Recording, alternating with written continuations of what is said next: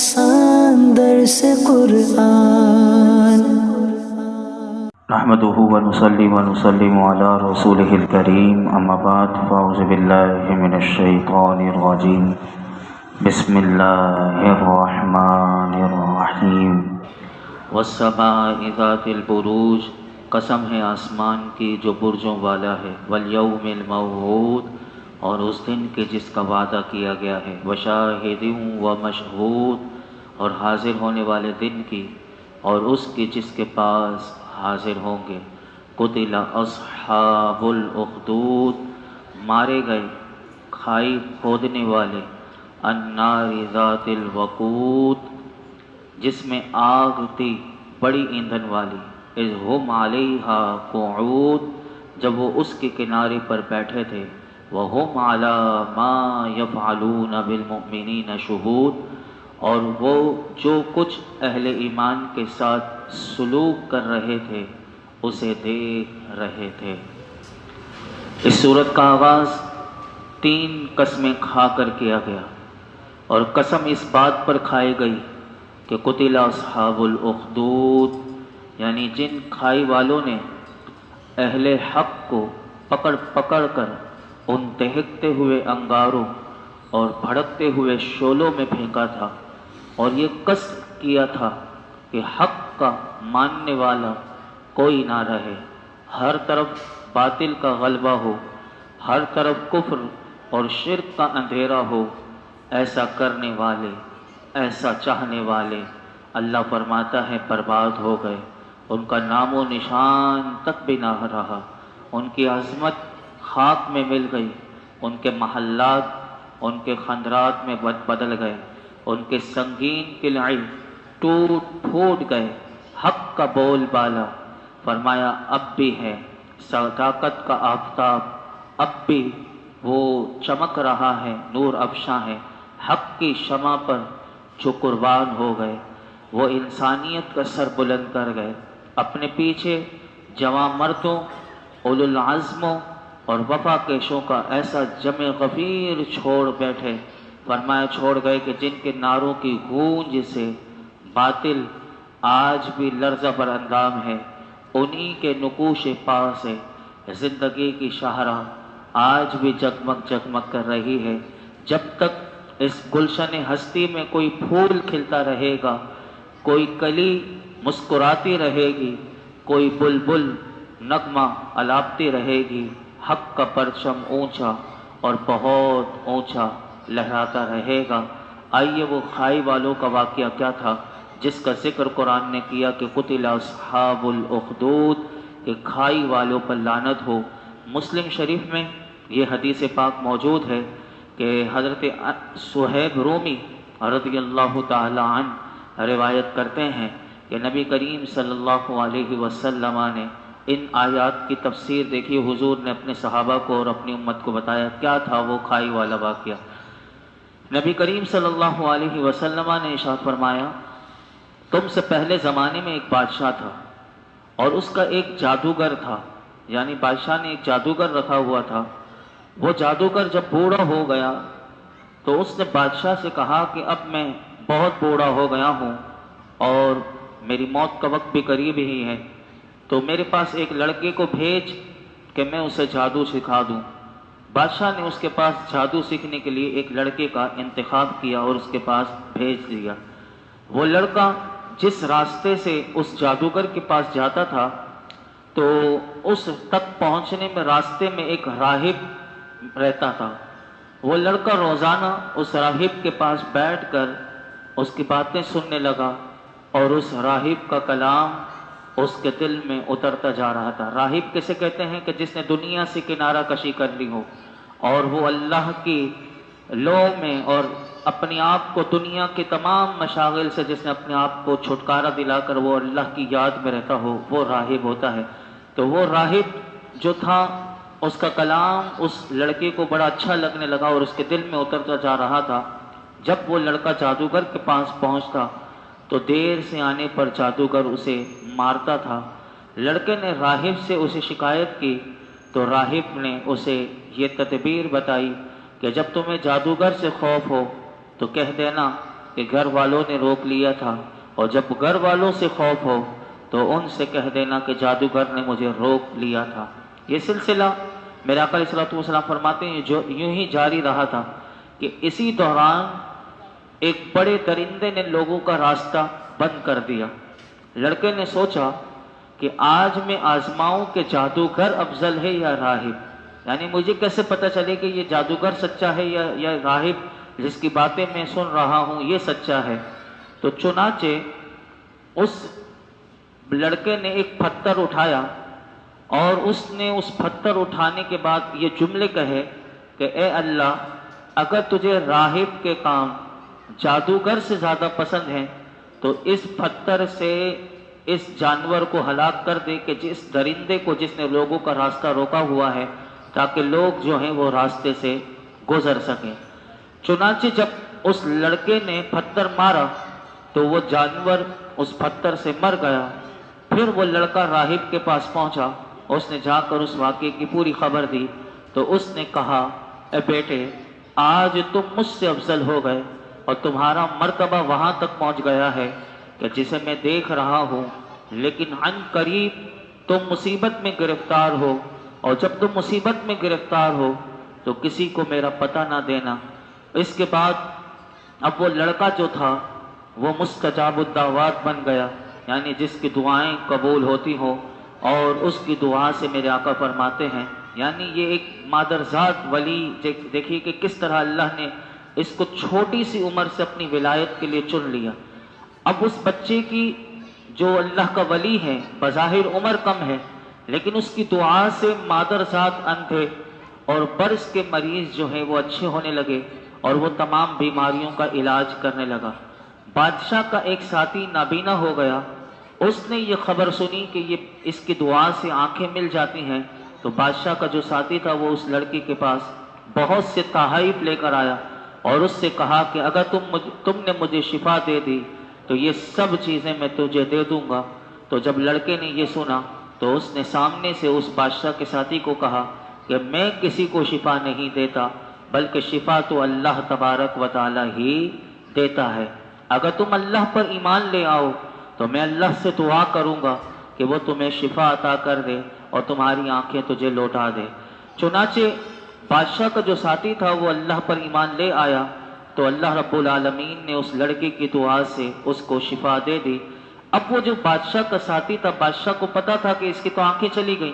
جب وہ بادشاہ کے پاس پہنچا اور پہلے کی طرح اس کے دربار میں جا کر بیٹھا تو بادشاہ نے پوچھا کہ تمہاری بینائی کس نے لوٹائی؟ تو اس بادشاہ کے ساتھی نے کہا کہ میرے رب نے۔ بادشاہ نے کہا کہ میرے سوا بھی تیرا کوئی رب ہے؟ یعنی بادشاہ اپنے آپ کو رب کہتا تھا اور اپنی یعنی سلطنت میں وہ رب بن کر بیٹھا ہوا تھا، تو اس نے یہی کہا کہ میرے سوا بھی تیرا کوئی رب ہے؟ تو اس بادشاہ کے ساتھی نے کہا ہاں، میرا اور تمہارا رب اللہ تعالی ہے۔ یہ سن کر بادشاہ نے اپنے ساتھی کو گرفتار کروا لیا اور اس وقت تک اسے اذیت دیتا رہا کہ جب تک اس نے لڑکے کا پتہ نہ بتا دیا۔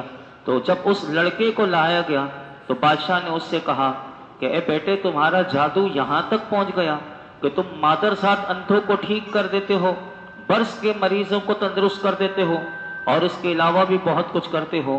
تو اس لڑکے نے کہا کہ میں کسی کو شفا نہیں دیتا، بلکہ شفا تو میرا اللہ تبارک و تعالی دیتا ہے۔ بادشاہ نے اسے بھی گرفتار کروا لیا اور اس وقت تک اسے اذیت دیتا رہا کہ جب تک اس نے اس راہب کا پتہ نہ بتا دیا کہ تجھے یہ مرتبہ کہاں سے ملا۔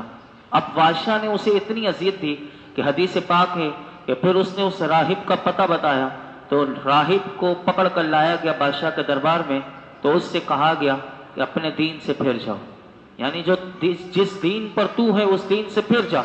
تو اس راہب نے انکار کیا تو بادشاہ نے آرا منگوایا اور آرا منگوا کر اس کے سر کے درمیان رکھا اور اسے آرے سے چیر کر 2 ٹکڑے کر دیا اس راہب کو۔ اللہ اکبر۔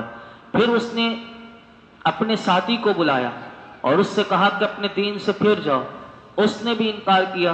بادشاہ نے اپنے ساتھی کے بھی 2 ٹکڑے کروا دیے، آرا رکھوا کر چیر دیا، اسے بھی 2 ٹکڑے کر دیے۔ اب نمبر تھا لڑکے کا، اس نے لڑکے سے بلایا اور اس سے کہا کہ اپنے دین سے پھر جاؤ، اس لڑکے نے انکار کیا۔ تو بادشاہ نے اپنے چند ساتھیوں سے کہا کہ اس کو چیرنا نہیں ہے، بلکہ اس لڑکے کو فلاں پہاڑ پر لے جاؤ اور پہاڑ کی چوٹی پر لے جا کر وہاں سے اسے دھکا دے دینا، تاکہ یہ جب نیچے گرے تو اس کی ہڈی ٹوٹ جائے اور اس کا ایک ایک پرزہ ٹوٹ جائے۔ تو چنانچہ اور اس وقت بادشاہ نے ایک شرط بھی لگائی، اپنے ساتھیوں سے کہا کہ جب پہاڑ کی چوٹی پر لے کر جاؤ تو اسے گرانے سے پہلے اسے یہ کہنا کہ اپنے دین سے پھر جا، اگر یہ پھر جائے تو ٹھیک ہے، اسے پہاڑ کی چوٹی سے نیچے میرے پاس واپس لے کر آ جانا، اور اگر نہ وہ دین سے نہ پھرے تو پھر اسے پہاڑ کی چوٹی سے پھینک دینا۔ چنانچہ بادشاہ کے جو کارندے تھے وہ اسے لے کر گئے اور پہاڑ پر چڑھ گئے اور اسے کہا کہ اپنے دین سے پھر جا، لیکن اس نے وہ کہا، اب وہ گرانا ہی چاہتے تھے کہ اس لڑکے نے اللہ کی بارگاہ میں ہاتھ اٹھا دیے، اور اس نے اللہ کی بارگاہ میں کیا کہا، اس نے یہ دعا کی، میرے آقا فرماتے ہیں کہ اے اللہ تو جس طرح چاہے مجھے ان سے بچا لے، اے اللہ تو جس طرح چاہے مجھے ان سے بچا لے۔ چنانچہ اسی وقت زلزلہ آیا اور پہاڑ پر جتنے لوگ تھے وہ سارے پہاڑ سے نیچے گر گئے۔ وہ لڑکا سیدھا بادشاہ کے دربار میں پہنچا، یعنی جب بچ گیا تو بادشاہ کے دربار میں پہنچا تو بادشاہ نے اس سے پوچھا کہ جو لوگ تیرے ساتھ گئے تھے ان کا کیا ہوا؟ لڑکے نے جواب دیا، اللہ نے مجھے ان سے بچا لیا اور جو تیرے ساتھی تھے ان سب کو اللہ نے ہلاک کر دیا۔